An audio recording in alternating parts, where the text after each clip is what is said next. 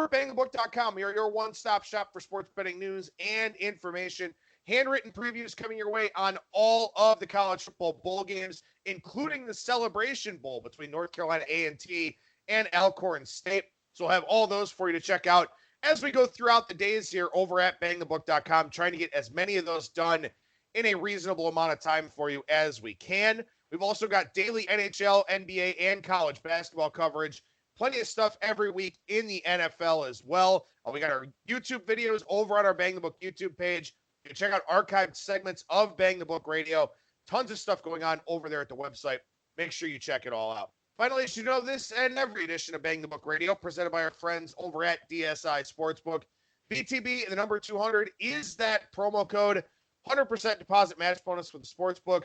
100% deposit match bonus for the live casino at BetDSI. It's only a game until you bet it. One guest, one segment on the program here today. That is professional handicapper Brad Powers from BradPowersSports.com. Brad, how's it going today, brother? Man, it's going well. How you doing on this fine Thursday? Doing very well, man. Appreciate your time as always here, sir. Thank you so much for joining me. And let's go ahead and talk about this here because we've got the bowl season left. We've got Army-Navy, the last game of the regular season. Usually I wait until the end of the season to go over some of these things, but with the regular season in the books, looking back at what you did here for this season, what worked for you, what didn't, what are you going to look to adjust as you start looking at those 2020 power ratings and, await season win totals and games of the year and all that? Great question. I did not have a good college season by any stretch of the imagination. So, it's kind of complicated. I'm going to have to, I'm really going to take a deep look into, several things for me because it's not just been one subpar year for me. It's not been several in a row. I had my best season ever last year and had one of my worst seasons ever this year. So, smaller sample sizes. You don't want to overreact too much, but I'm going to take a good hard look on the college side of what I'm specifically doing wrong. Now, I will say, I'm never an excuses guy. I'm just not. You just got to sack it up and suck it up and take, the responsibility for your actions, whether they be good or bad, and your results. But, I was listening to one of the guys from the Westgate, and he was just saying how historically short their hold percentages in college football this year on sides, like 2% at the Westgate.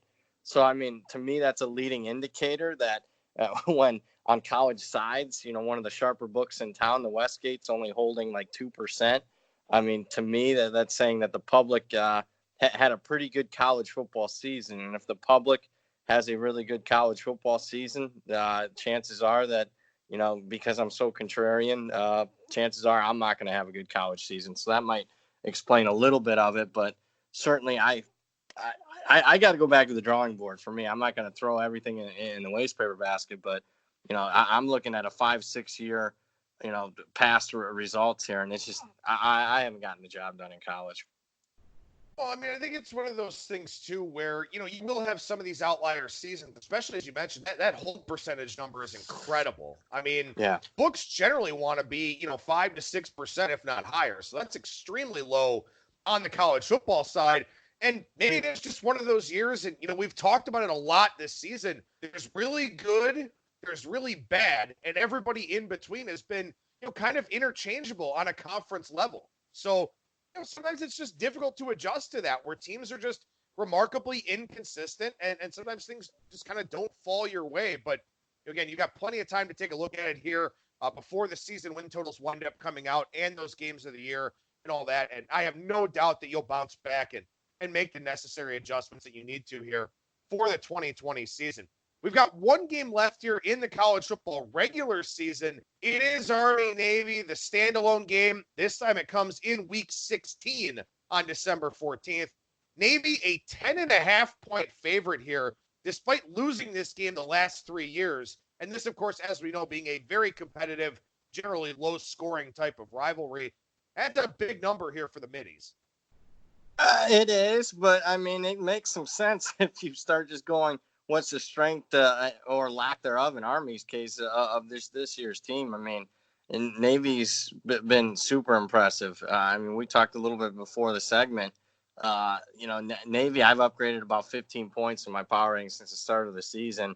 That's more than any other team in the country. So, it makes some sense because Navy had an historically bad season last year. They had their worst season in almost 2 decades last season. So they've certainly rebounded and made some staff changes. Ken Niumatalolo doesn't usually have a lot of staff turnover, but I think he hired 6 new assistant coaches, most of it on the defense side of the ball. And both offensively and defensively, they've been much improved this year.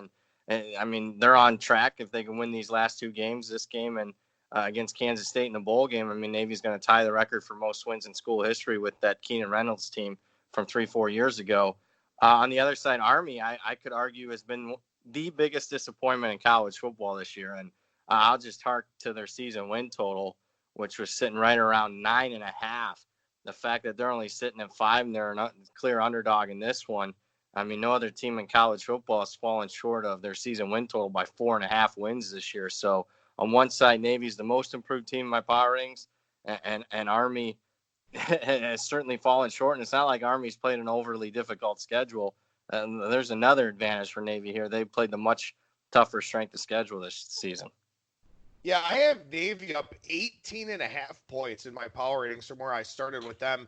I have Army down 11.5 points. So massive adjustments for these two teams. And last year, I was correct in Navy. My biggest season win total was to go under with Navy, and they were terrible last year. As you mentioned, coming off one of the worst seasons in program history. Part of that had to do with an egregiously bad travel schedule. They just had no breaks over the course of the season at all. This year's travel schedule much better, and you've got to give them credit too, because one of the things I harped on with them last year was now that they're in the AAC and they've been there for a little while, teams are more equipped to go and defend that option. They have a better idea of what's coming. They don't have to be as lost on game day as they were. But then this year, Navy made some adjustments, and their option attack was much more potent, and they had a lot more success here in conference play. So shame on me, I guess, for not looking at last year as a one-year outlier. I got to say, as insane as this is, because, again, you've got a total here where it's finally correctly priced in the market that this game goes under every single year, total of 40.5. This game has been very close. Like the last 5 years, it's been single digits. I kind of like Navy this week because they've been so much better, because they have so much stronger of a body of work. But, man, that's a tall ask laying double digits in this head-to-head series. Yeah, so since Jeff Monken was hired at Army, he's the Army head coach. He's been there 5 years, and all 5 years have been decided by 7 points or less. So they've been really tight. Now, clearly, before this period, Navy certainly had control of the series. Even multiple blowout wins in that one. The trend line of the two teams obviously is really disparate here this season, but I just got to think with a really low total. The fact that the unders cashed 13 straight years in this series, and I'm not lining up to go bet over 40.5. I just think it's going to be extremely difficult to get margin when you got that kind of a low total. So I am leaning towards the Army side here, and I will have a small Army ticket here, plus a 10.5, plus 11. You have to, right? Being the only game of the weekend. I don't have to do anything. I don't have to do anything. That's the beauty of the books. The books, you always got to lay the 110 over the books, but the beauty is we can pick and choose what games we want to bet, so I don't have to do anything. Yeah, you do. You got to support the servicemen and women with a ticket on one side, right? Come on. Yeah, I hear you. I like watching the game, and it's clearly, if you look at the TV ratings last 10, 15 years, I'm very happy that this game has become one of the more watched games of the entire season. From a college football fan, I love it. And I'll be perfectly frank, it's on the bucket list. If I have done something wrong in my life if I never attend an Army-Navy game. Speaking of that, this is a neutral setting again this year. It was a neutral setting last year. They actually played away and home in 2016 and 2017. Army was the home team there Army was the home team in 2016, Navy in 2017. I kind of wish that this was, a home away thing as opposed to a neutral site thing. I think that would kind of enhance the rivalry a little bit. Are you sure they play? They didn't play home away those 2 years. No? No. Okay. It's always been neutral then? Yeah, it's always been neutral since I've been watching it. I'm gonna look right now, but yeah, I'm almost dead positive that they Yeah, I didn't guess play. you're right. Yeah. Yeah, no, you're right. I'm mistake there on that one. In any event, still a great game. Again, that standalone game. And, it's kind of fun to watch the two option teams go head to head a little bit. Not necessarily if you've been sitting on an over ticket the last 13 years, but, Yeah. Otherwise, it's still a whole lot of fun to, watch this game. And I certainly hope that everybody at least takes some time on Saturday to check this one out, because, again, it is generally a very competitive game. And, obviously with the big number here, there are some 11s popping out there. We'll see what happens here with this one. But bowl games start December 20th, Brad. We've got a lot of them. Buffalo, Charlotte, Kent State, Utah State starts things off. We'll go in depth on some of the Friday, Saturday, and so on games in next week's segment. But just looking overall here in general at the bowl picture, Brad, are there any games that you've taken a position on so far? I have, real quick, because you always intrigue my interest. Last time these two teams played home and away, Army-Navy, 1942 and 43. All right. Here's real I was quick. Only off by a little bit. Right? It's all right. They normally play. It's either usually Philadelphia or Baltimore. Here's one that I had no idea, and I'm sorry I'm going off beat a little bit. In '83, year I was born, I was just a couple months old. They played the Rose Bowl, Pasadena, California. What? That'd have been something. Yeah, I had no idea that was the case, that they'd ever done that. Wow. Huh. Yeah. The hell, do it again. At some point in time, they should do it again, just for, maybe like the 50-year anniversary. I mean, assuming we're all still walking the planet at that point in time. Maybe the 50-year anniversary would be cool. Yeah, there you go. Here's a couple positions I take. First one, we'll just go to next Saturday's game. I'm on SMU against Florida Atlantic. Overarching theme there, I'm fading a team with an interim coach, Florida Atlantic, and specifically, it's, your interim coach has no shot at the job. They just hired Willie Taggart. So to me, there's a substitute teacher effect there with the interim and Glenn Spencer. Kiffin's already said he's going to take a couple assistant coaches with them. So are those guys really locked in and focused on game planning? Or are they worried about, getting their, wives and their kids, a new home and where they're going to be going to school next semester and whatnot? I think those are clear distractions there. SMU, another bowl variable factor that comes into play this time of year. SMU has played the much tougher schedule. You just look at Jeff Sagarin's strength of schedule rankings, about 40 spots tougher than Florida Atlantic. Back when I was working with Phil Steele, usually when we were doing bowl games, about 20 spots difference as far as strength of schedule during bowl games. We treated it like 1 point. So 40 spots different would be 2 points there on SMU. And I think SMU is just, the two teams like to do similar stuff offensively, but I just think SMU is clearly the superior team with a superior coach. Laying the 3, I know it's at home for Florida Atlantic, but I don't treat a lot of times these bowl games with the home team, I don't give them full home field advantage. I think sometimes that's also a mistake there. SMU will have some fans in the stands, and I'm not even sure how excited Florida Atlantic people are going to be with Kiffin not there in that home bowl game. So SMU -3 is the position I took. Yeah, I completely agree with this one. In fact, I wrote this preview up over at BangTheBook.com yesterday, actually before Willie Taggart was named the new FAU head coach, which we'll be able to talk about that hire, of course, after all these bowl games and everything. But, that was the thing that I kind of mentioned is it really home field advantage when, part of the allure, part of the attraction of going to a bowl game is going and doing something different. All the sponsors and the local tourism board have a bunch of stuff planned for you. You go to the Hawaii Bowl, there's a luau and a bunch of other cool things you get to be involved in. Hawaii, obviously for them, it's always nice to stay home and always nice to make a bowl game. But, you're going to Boca Raton. I mean, what are you going to do? Like, tour nursing homes or something?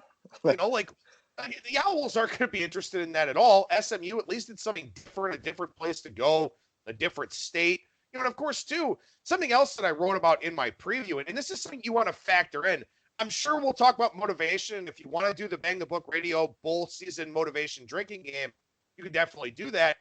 SMU's got some NFL caliber talent. Guys like Jones, guys like Roberson, guys like Prochet, maybe even Buechele. He'll probably stick around. Maybe after his senior year, he could be a late round pick, to be a backup and hold a clipboard, something like that.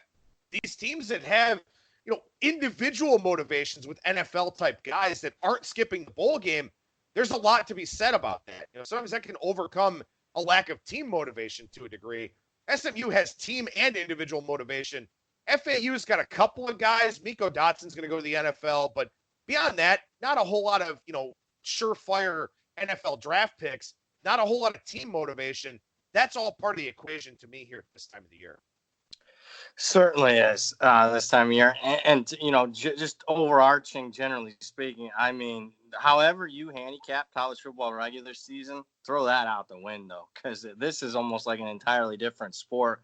And obviously, number one, first and foremost, the factor in bowl handicapping is motivation. I'd argue if you figure out that the motivation factor, the chances of you having a winning bowl season are pretty substantial, especially in today's day and age, where if you're, when you look at the results compared to the Vegas spread, I mean, you get some of the biggest variances and differences of any time during the course of the year, with the only thing coming close probably week 1 and 2, just because we don't always have a great grasp of what these teams are going to be like. So, obviously never tease college football, but I would say this: if you're looking to bet a dog, and I know I'm hitting a lot of points here, but so many times the underdogs, if you're looking for them to cover, a lot of the times you better be shading and putting sprinkling in a little bit on the money line on these teams, because a lot of times dogs that cover, they win outright, and forget betting money lines on favorites,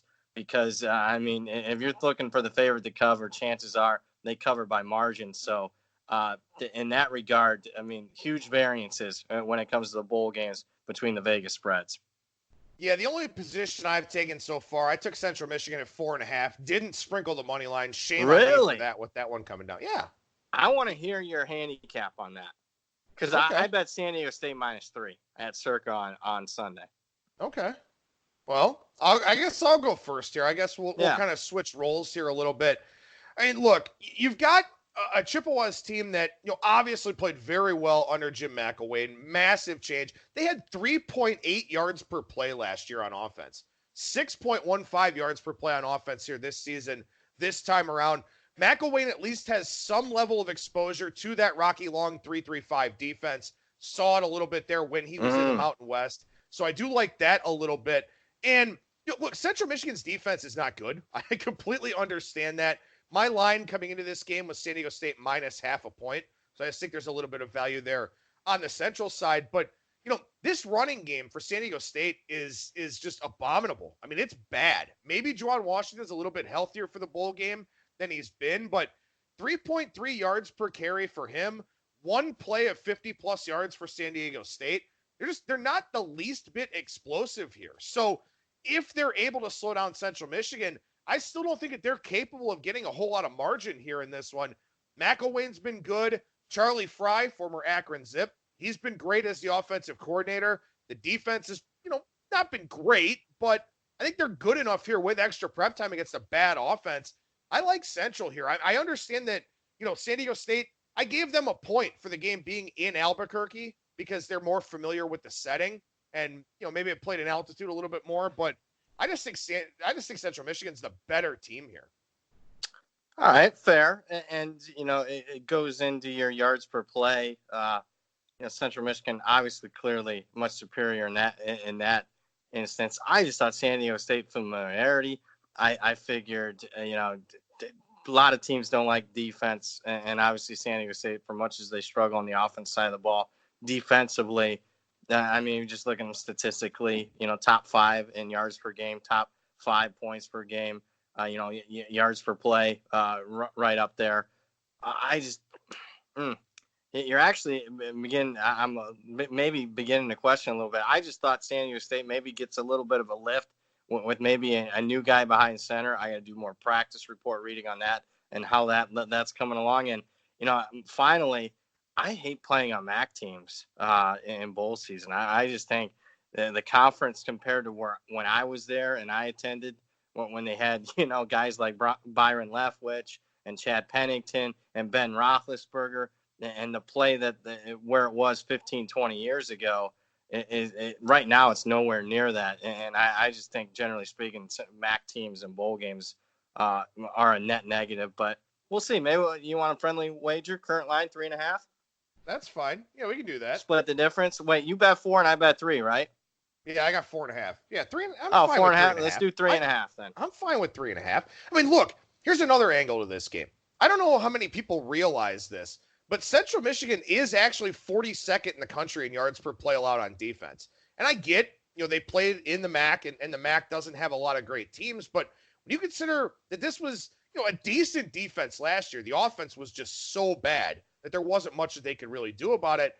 Their red zone defense is atrocious. They've given up points on 43 of 46 opponents' trips into the red zone, 32 of those touchdowns.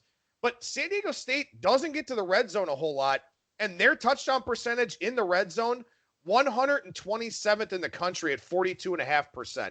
They better get 7 when they get down there, because I think Central Michigan can move the football on them. Good point there. But I just, from what I saw in the MAC title game, the way Miami of Ohio really muddled that game up, I just thought watching that, I'm like, how does San Diego State not play a very similar style to what Miami of Ohio just did against Central in that upset?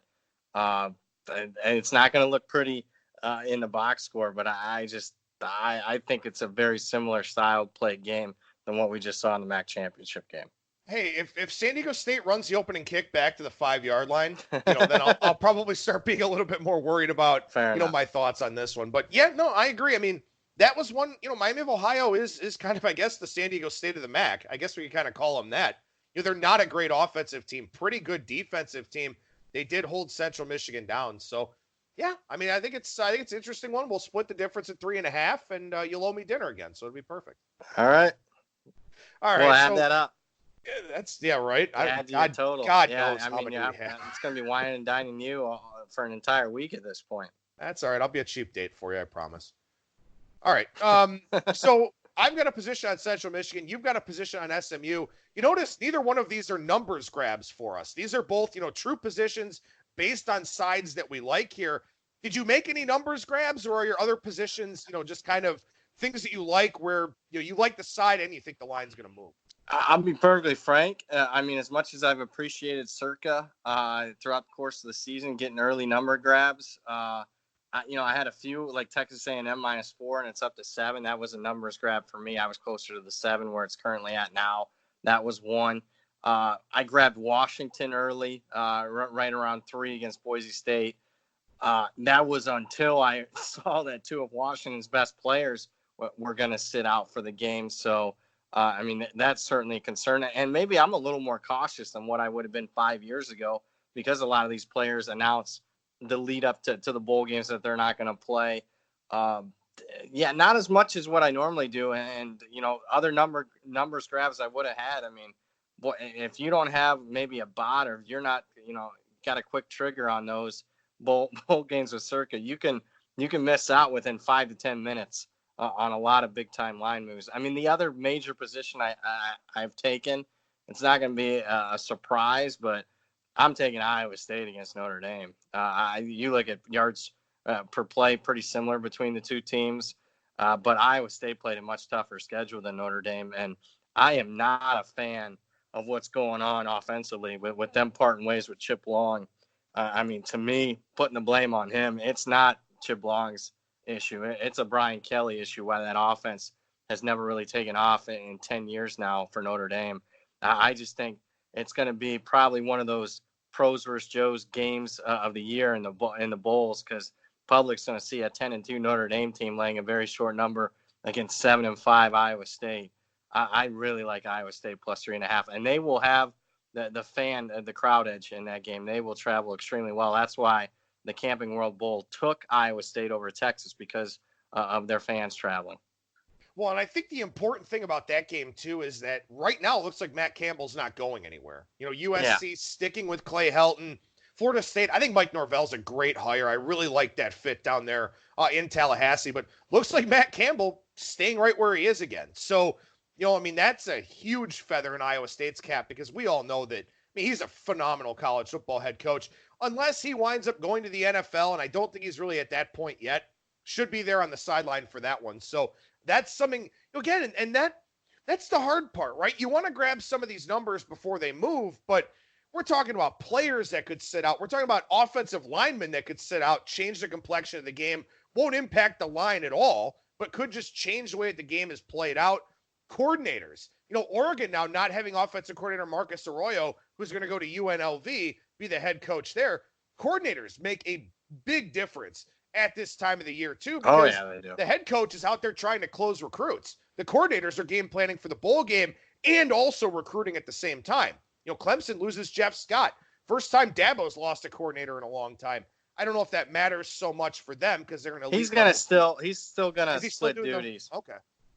But still, I mean, if you listen to guys, Kirby Smart, I think his quote was, "It was the toughest month of his entire life trying to, coordinate and put a staff together and start recruiting for your other job." I couldn't imagine the hours. Probably 100-hour work weeks. No, what do you mean you can't imagine that? That's what you do. Well, yeah. I mean, but I don't have the pressure that they do. I put a hell of a lot of pressure on myself, but I couldn't imagine the stakes there. I would probably die of a heart attack. Are there any other games that, as you kind of look at them here, again, we talk about motivation, the importance of that, and we try to read as much as we can into motivation. The harsh reality is we don't really know until the game starts. We have our ideas, we have our thoughts, our theories. We don't really know until the game starts if that team's going to show up or not. And even if they don't show up in the first half, they may very well show up in the second half. Do you see any substantial motivation mismatches on the card right now? Well, the market's telling us one huge mismatch, and that's the money that's pouring in on Louisiana Tech with Miami only laying 6 now. I mean, that's my biggest overlay in my power ratings right now. Even though I've been relatively high on Louisiana Tech, I know it's close to home for them and even shade them a little bit of home field. I'm just, if you're taking cues and indicators from the market, that one right there is telling you that Miami, and we've seen a Miami team struggle this year in the fair roll, struggle in the past with questionable motivation in bowl games. You go to that, I go way back to that Nevada game that they played. They had no business didn't want to be there. A Sun Bowl game where it was really cold against Notre Dame. They didn't want to be there, Miami. So the market's telling you Miami's not going to be motivated. The fact that line's only 6. What do you have? I have that one 10. Yeah, I got a 10. So, I mean, and that's pretty much my biggest disparity as far as, obviously my power ratings on the line right now. And I haven't bet Miami because it doesn't look like this. It doesn't look like the La Tech money is slowing down anytime soon. But I'll talk myself into betting Miami. Sometimes I think the market gets a little too cute, and they forget that sometimes these games are decided by the Jimmies and the Joes. Yeah, I mean, that's one where, again, I mean, that's got to be a motivation-based line move. Unless somebody knows something about someone at Miami sitting out. I mean, the talent disparity in that game is off the charts. I mean, it's a talent mismatch all the way around. Maybe not necessarily a coaching mismatch. I don't know how good Manny Diaz is, but it wasn't a good look. I'd take Skip Holtz over him right now. Keep in mind that Manny Diaz was on Skip Holtz's staff as a defense coordinator. Isn't Skip Holtz outstanding in bowl games? Or am I thinking of somebody else? He's really good in bowl games, so that might be another reason. I'll throw one more at you here, and then we'll transition over to the NFL side. I want to make sure we hit on some games there. This is one where I don't get the line move, and I'm hoping you can explain it to me because I'm a dumbass and I can't figure it out. Game 227, 228 is North Carolina and Temple. Line down from 6 to as low as 4 out there, and 4 really the prevailing number market-wide now. Why? What am I missing here? Because I like North Carolina in this game. Oh, wow. You know what? I'm going to look at that one. That's one that I wasn't surprised by it. Pure power rating for me. No, you're right. Jeez. I have it 6.5 in the military. Yeah, I'm way above too, looking at it. And Rod Carey blows in bowl games. I mean, I know it was the MAC. I know it was Northern Illinois, and sometimes they were kind of punching above their weight class, but I mean, the guy's not good at it. And it's not even just that they lost. They got blown out in a lot of those.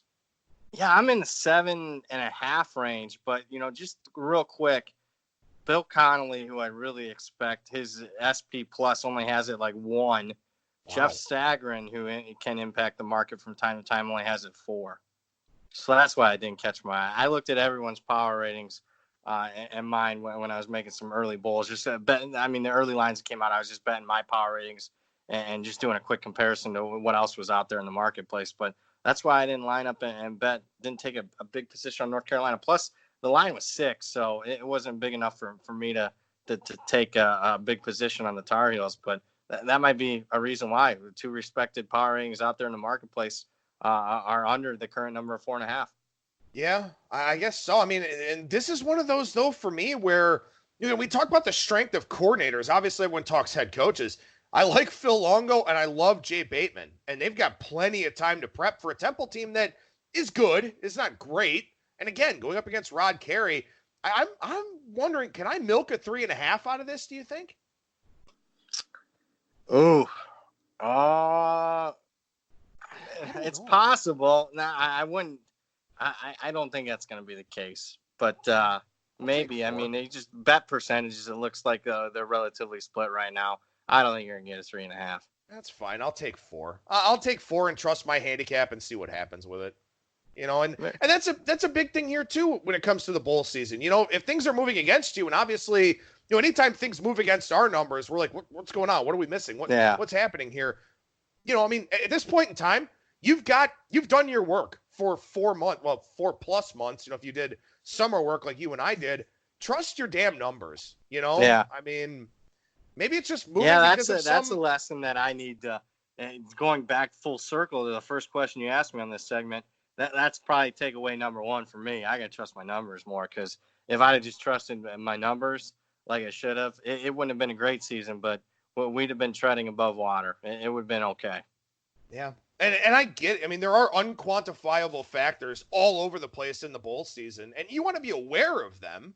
But, if it's a line move that gets into a range where you just say, well, I've got to take this, then go ahead and take it.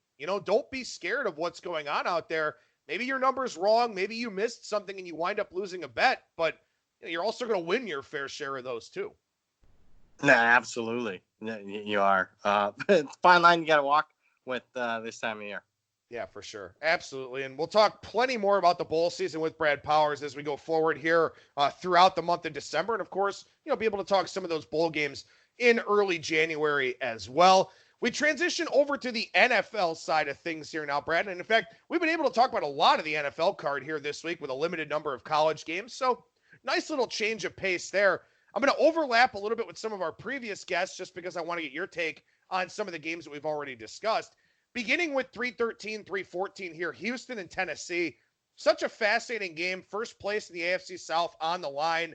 Speaking of the line, -3 all week long, but we got some -3, -120, -25s out there. Maybe a 2.5 ends up showing up here, but what do you think about this one? Tough handicap. I've been a little anti-Tennessee. Maybe I haven't upgraded them enough with Tannehill at quarterback, although I've watched a lot of these games and I've seen them be fortunate, whether it was the Kansas City game where they had less than a 10% chance to win that game with less than 2 minutes left.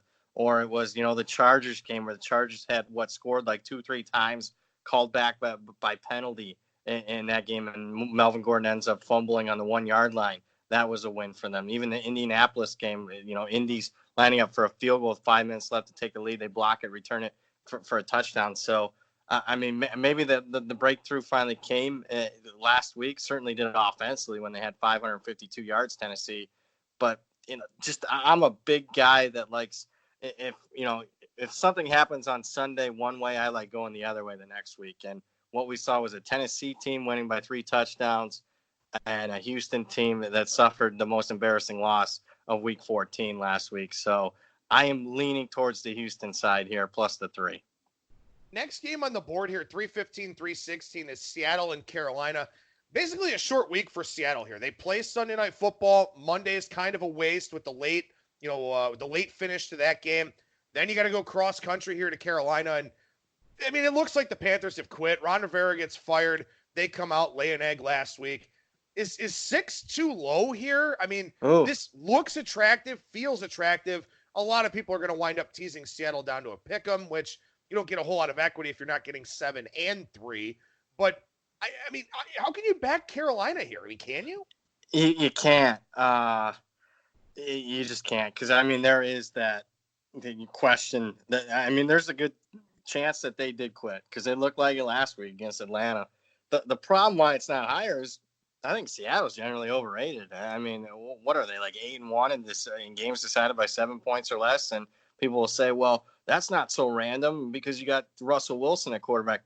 Coming into this year, if you looked at Seattle's record in games decided by 7 points or less in the Russell Wilson era, 7 years, 2012 to 2018, Seattle actually had a losing record in close games. So wow. I think generally speaking, Seattle's overrated.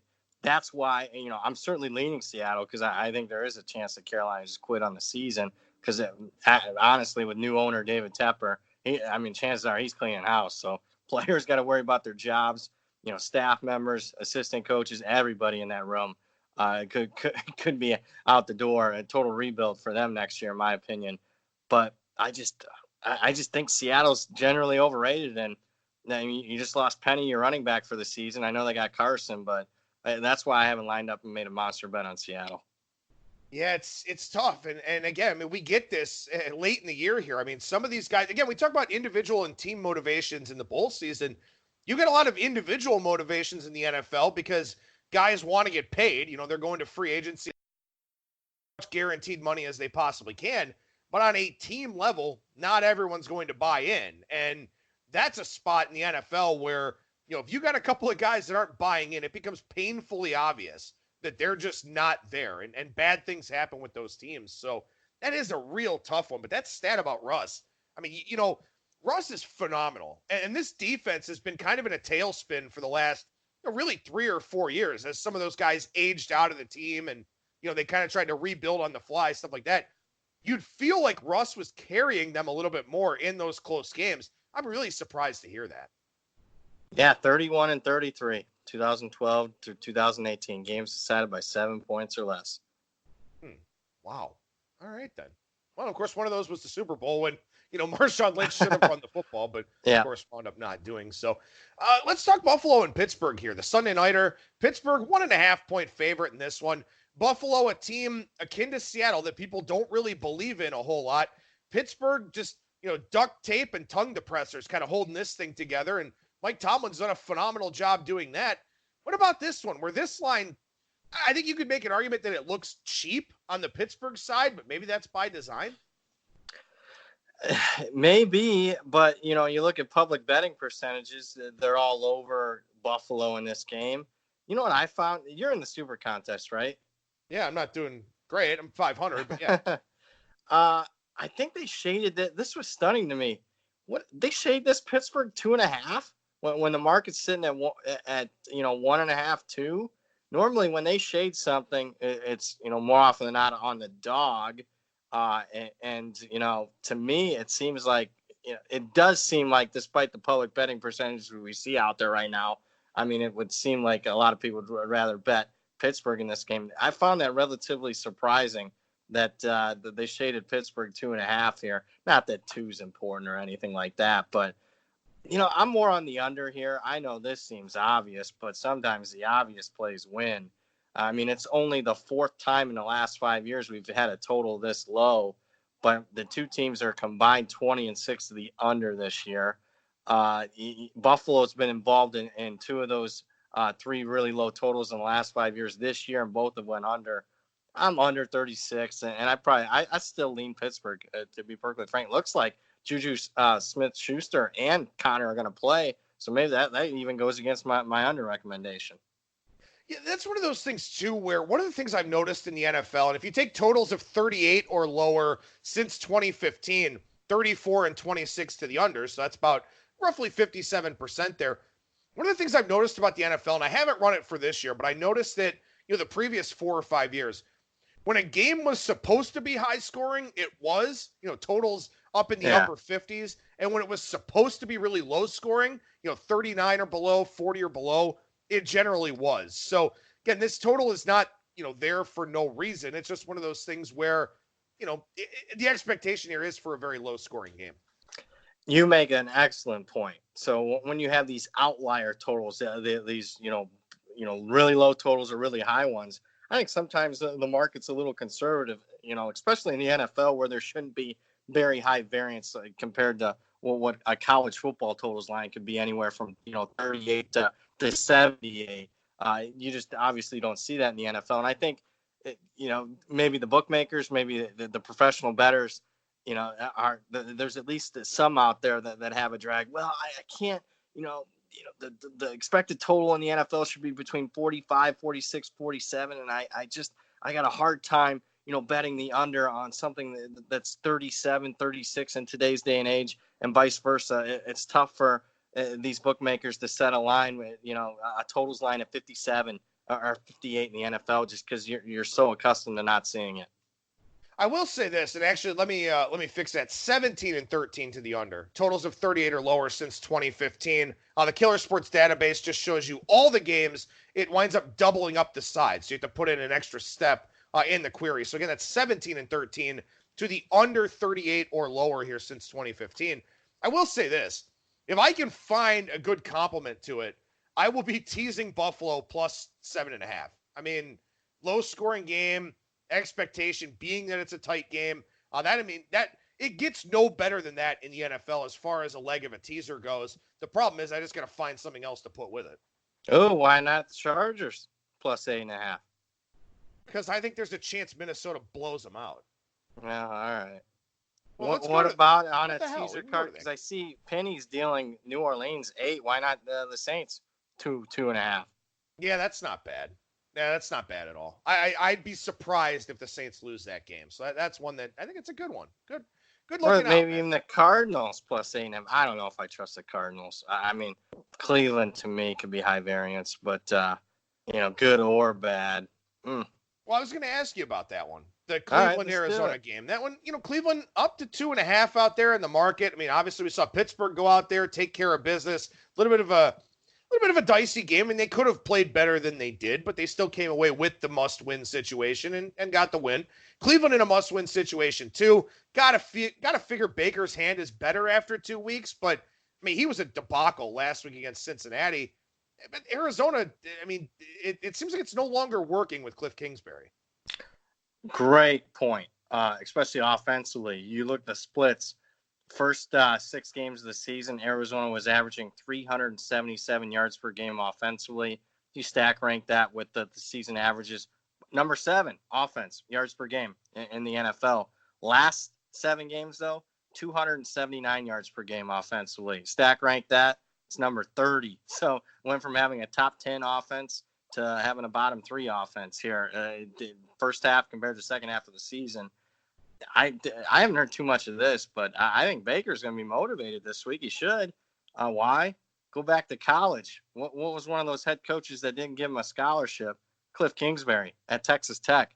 And that was after Baker was named the Big 12 Freshman of the Year and wouldn't get offered a scholarship by Cliff Kingsbury. Now, in Kingsbury's defense, he had a quarterback in line to take over the reins. You might have heard of him. His name's Patrick Mahomes, who was going to go out and end up in being the starter.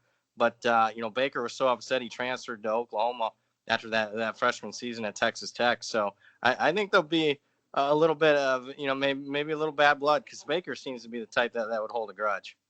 Who was that quarterback? I don't think I've heard of him before. Yeah, Patrick Mahomes. Oh, who's he play for? I think Kansas City. I think. Oh, okay. Yeah, can't believe I've never heard of that guy. I mean, you talked him up like he's some sort of phenomenal quarterback or something. I've never heard of him. But look, the thing about that Browns Arizona game is this: Kyler Murray's been sacked a ton, and I kind of liked Arizona a little bit last week. But then, as I thought more about it, Pittsburgh's pass rush was going to get there, and it was just a matter of how much damage it would wind up doing. If Cleveland had Garrett and everybody was healthy, I mean, that's a slam dunk for me because they're going to get to Kyler Murray because everybody else has been. Yeah. This week, I'm not so sure. I don't know how deep Cleveland's problems run. Like, it feels like Pittsburgh has completely rallied together around the injuries, around the quarterback switch, around this, around that, around Mike Tomlin. The Browns, I mean, it's every man for himself. So I don't really know about that situation and how it impacts not just this game, but let's say they lose this game. What happens the next 2 weeks? I think I'd be worried about that. If they lose this game, they're a fade. You got to go against them. I want to get your thoughts on this one because I kind of like this game. And another one that the Westgate Super Contest shaded a little bit. Atlanta and San Francisco. Westgate shaded this down to 10.5. And obviously, not that 11's a key number or anything, but I'd rather have 11.5 in the super contest than 10.5. But it is 10.5 there. Not really 10.5 anywhere but bookmaker out in the market right now, at least as far as offshores go. A lot of 11s. What do you think about that one? I love Atlanta. And maybe call me old school here, but I just think it might be the biggest flat spot of the entire NFL season. And specifically, I'm talking San Francisco here. I mean, think about it. Last 3 games for them, Green Bay on Sunday Night Football. Hell of a performance by the 49ers. They played Baltimore to the very end. They gave Baltimore a better game than anybody has, at least in the 8-9 game winning streak for the Ravens. And then last week, I mean, what people call the game of the year, you're going back and forth with the Saints on the road. And then you look at what's on deck for them, Rams, Seahawks. I mean, how could they not have, maybe a little bit of a lackluster effort here? And you look at the injuries. I think Sherman's out. D Ford's going to be out for them. I think one of their offensive linemen got injured for them, Richburg, out for the 49ers. And I think Atlanta's perfectly capable offensively, coming through the back door, getting double digits here. I'm all over the Falcons. My favorite play of the week. Yeah, one of mine too. Definitely one that's going to be on my super contest card here. And again, you can hear that segment tomorrow on Bang the Book Radio. One more that I want to ask you about here. Rams now a road favorite in Dallas. Big line move, big swing here in this game. Everyone's back on the Sean McVay train, and nobody wants any piece of Dallas right now. Or maybe somebody does. Are you one of those somebodies, or are you just going to stay off of this one? I'm going to stay off. I'm going to wait, though. I mean, it looks like there's nothing stopping this line from maybe even going higher. So, maybe tease Dallas. I mean, they might be an option because if I can get them at 7.5, because I'm seeing there's 1.5 now at Westgate on the Rams. There's a big group in town that are betting the Rams, a big poker group of young guys in town that have been winning this year, and they're putting some serious coin on this games. I got word yesterday that they're on the Rams here. So if you're looking to bet the Cowboys, I think wait. Looks like the Rams money is not slowing down anytime soon. I think I can at least talk myself into maybe some teasers with Dallas if I can get them up over 7. Speaking of things that don't slow down anytime soon, Brad Powers, professional handicapper over at BradPowersSports.com, still burning that midnight oil with regularity here for the college football bowl season and also the rest of the NFL on all the way through the Super Bowl. What's going on over at the website right now, man? Yeah, right now you can sign up and get the newsletter. And obviously it's 3 weeks left of the NFL season, only Army-Navy when it comes to college football, but you get a selection on all 39 bowl games. And I treat the bowl games very, not that I don't do every single game, but I put a play out on every single one of the 39 bowl games. I know you're going to want a little bit of action. It's not like I put games of the year on all those plays, but I do take them very seriously, and I've had great success with the bowl games the last 4 or 5 years handicapping. And if you want to pick on all 39 bowl games, Army, Navy, last 3 weeks of the NFL, and obviously the NFL playoffs through the Super Bowl, it's called the Powers Picks newsletter. It's $49 for the rest of the season. But check it before you even decide to pay. Check it out. There's all these issues, past issues. Download them for free and see what I'm all about. And if you like what you see, $49, BradPowersSports.com.